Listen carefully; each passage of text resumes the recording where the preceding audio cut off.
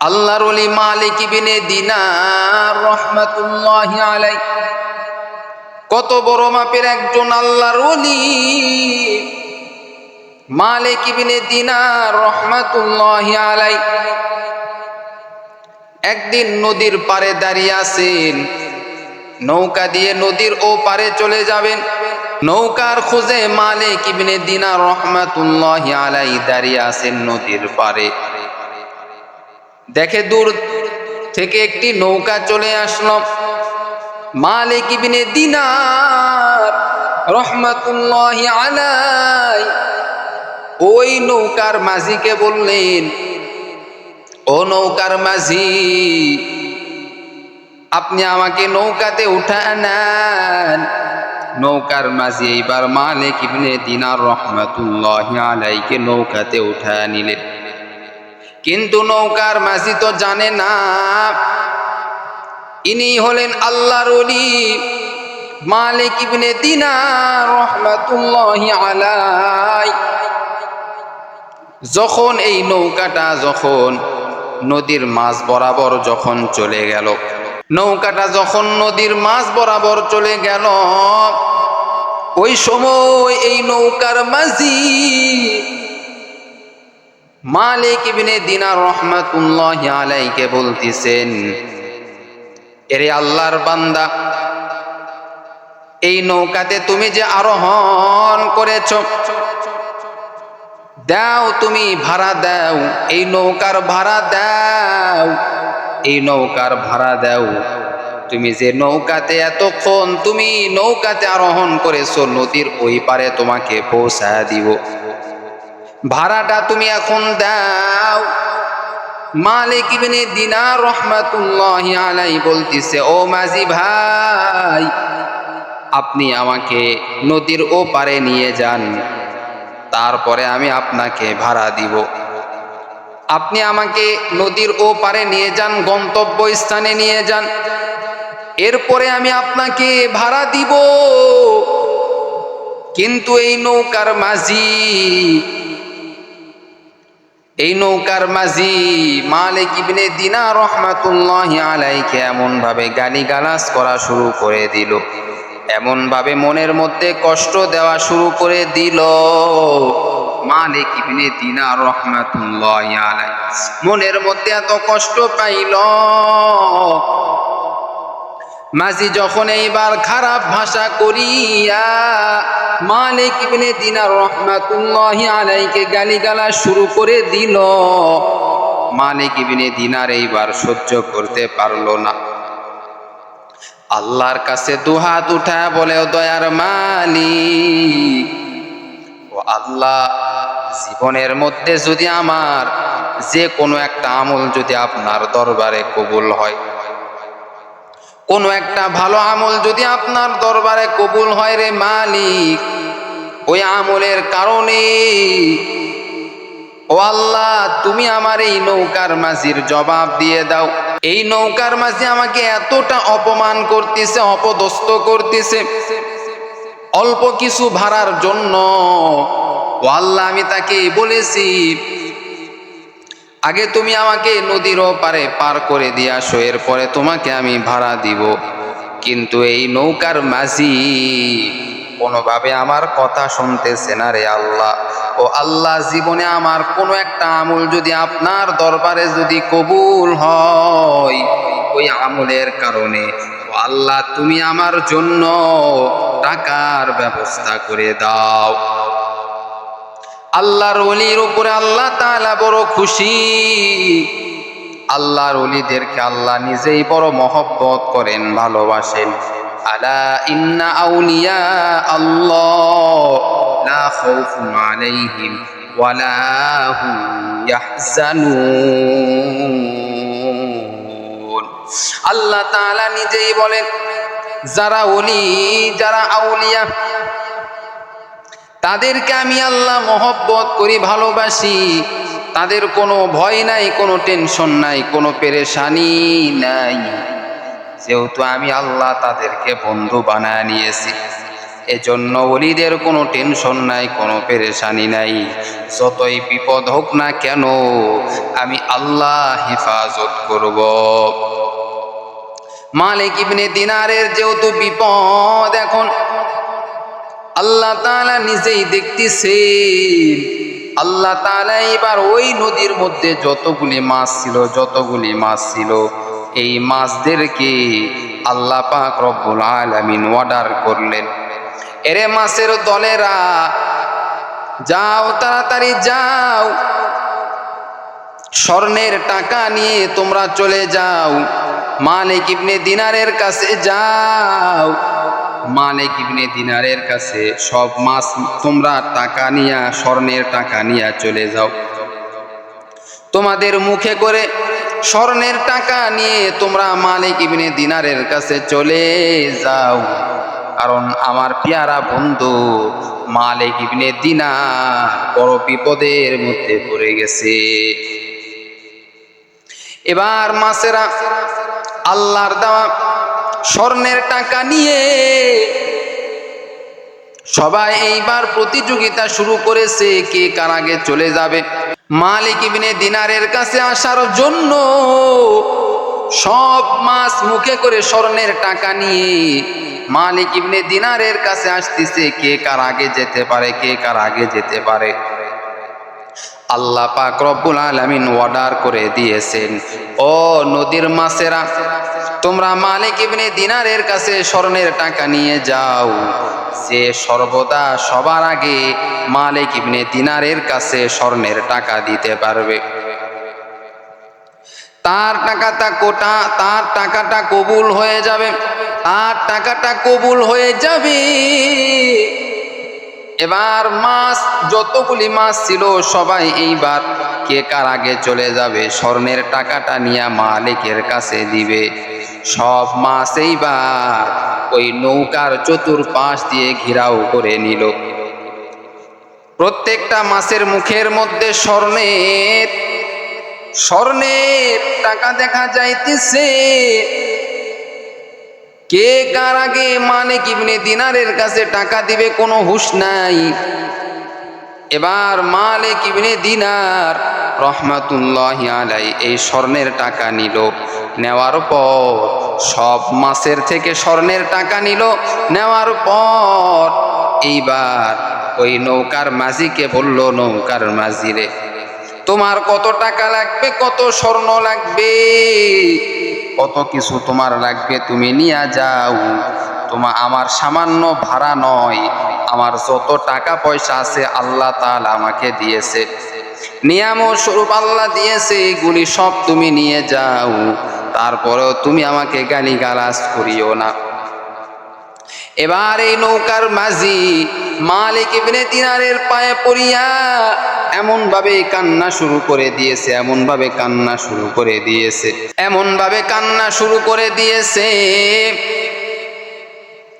আর নৌকার মাঝি বলতেছে, ওগো আল্লাহর ওলি মালিক ইবনে দিনার রহমাতুল্লাহি আলাইহি, আমি এখন নিজেকে ভুল বুঝে ফেলেছি। আমি নিজেকে ওই সময় বড় মনে করেছিলাম, আপনি যে আল্লাহর ওলি পেয়ারা বন্ধু, আমি তো সেটা ভালো করে জানতাম না। এখন আমি জেনেছি আপনাকে আল্লাহ কত মায়া করে, দয়া করে, মহব্বত করে। আপনি মালিক ইবনে দিনারকে আল্লাহ কত দয়া করে, মায়া করে, মহব্বত করে। এই নদীর মধ্যে যত মাছ আছে সবাই মুখে করে স্বর্ণের টাকা নিয়ে চলে এসেছে আপনার জন্য। এবার এই নৌকার মাঝি তওবা শুরু করে দিল। মালিক ইবনে দিনারের পায়ে পড়িয়া বলতেছে, ওগো আল্লাহর ওলি আমি তো ভুল করে ফেলেছি, আপনাকে কষ্ট দিয়েছি, কত খারাপ গালিগালাজ নাই করেছি। ওগো আল্লাহর ওলি আপনি আমাকে ক্ষমা করে দেন। আল্লাহর ওলি মালিক ইবনে দিনার রাহমাতুল্লাহি আলাইহি বলতেছেন, ও ভাই আমি তো অবশ্যই ক্ষমা করে দিব, কারণ আল্লাহ নিজেই ক্ষমা করাকে পছন্দ করে। কারণ আল্লাহ নিজেই ক্ষমা করাকে পছন্দ করেন। আমি কেন ক্ষমা করব না তোমাকে? অবশ্যই আমি যেহেতু একজন আল্লাহর বান্দা, আমার মধ্যে অন্তরের মধ্যে অবশ্যই মায়া দয়া রয়েছে। তুমি আমাকে এত খারাপ ভাষায় তুমি আমাকে তুমি গালিগালাজ করেছো, তুমি আমাকে এত খারাপ ভাষায় গালিগালাজ করেছো, তারপরেও তোমার প্রতি আমার এক বিন্দু মাত্র রাগ নাই। কিন্তু তুমি যদি আল্লাহ তাআলাকে গালিগালাজ করতা, তুমি যদি নবীকে গালিগালাজ করতা, তুমি যদি সাহাবায়ে কেরামদেরকে গালিগালাজ করতা, তাহলে আমি মালিক ইবনে দিনার ঠিক থাকতে পারতাম না। অবশ্যই তোমার উপর আমি প্রতিশোধ নিতাম। কিন্তু তুমি আমাকে গালাইছো, এর মধ্যে কোনো সমস্যা নাই। তুমি তো আল্লাহকে গালাও নাই, আল্লাহকে গালি দাও নাই, সাহাবায়ে কেরামদেরকে গালি দাও নাই, নবীকে গালি দাও নাই।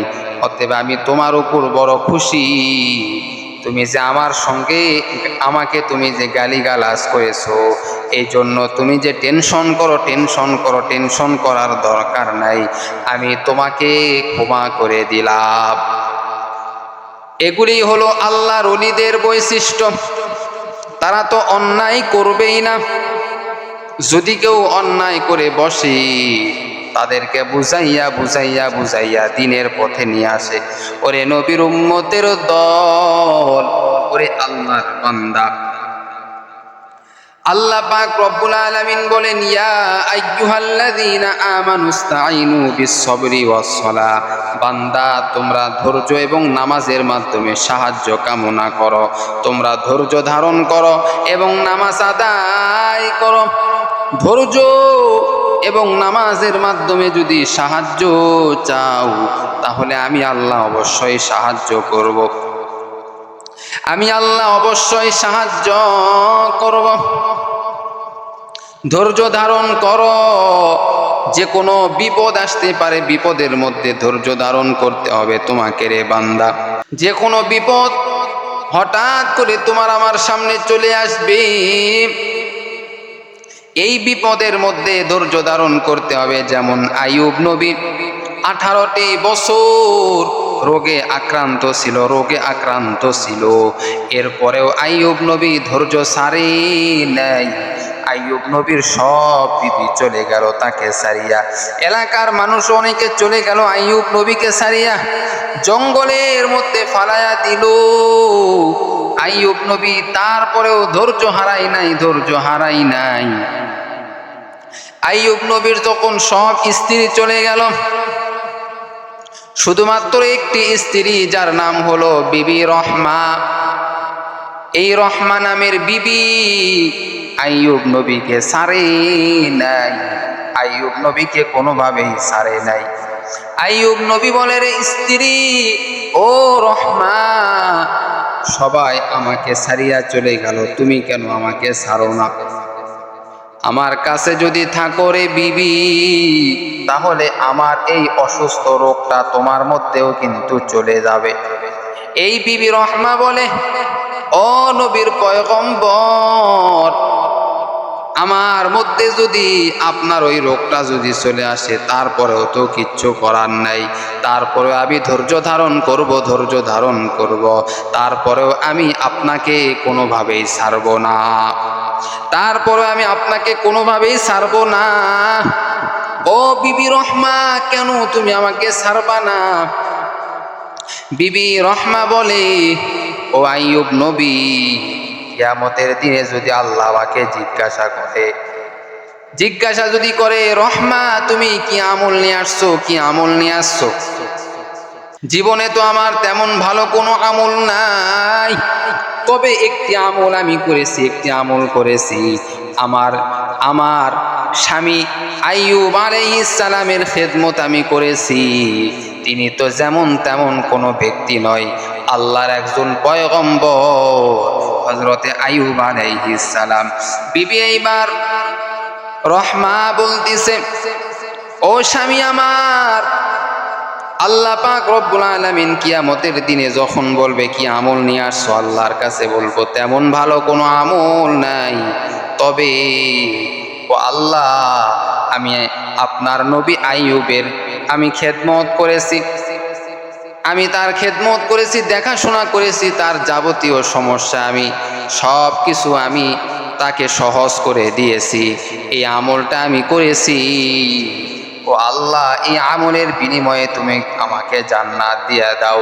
আল্লাহ পাক রব্বুল আলামিন তখন আমি রহমাকে বলবি, আইয়ুব নবী, যেহেতু তুমি খেদমত করেছো এজন্য আমার নবীর খেদমত করার কারণে আমি আল্লাহ তোমার জীবনের সব গুনাহ মাফ করে দিলাম এবং তোমার নামটা জান্নাতীদের খাতায় আমি আল্লাহ দিয়ে দিলাম। কাদের কুদরত দারি বড় কামাল, আনতা রব্বি আনতা হাসবি জুল জালাল, তুহি কাদের জালিলুল্লাহ জাহাদার, ও হর হালে তুহি মেরা নিগাহদার। ওই আইয়ুব নবীর মতো ধৈর্য ধারণ করো।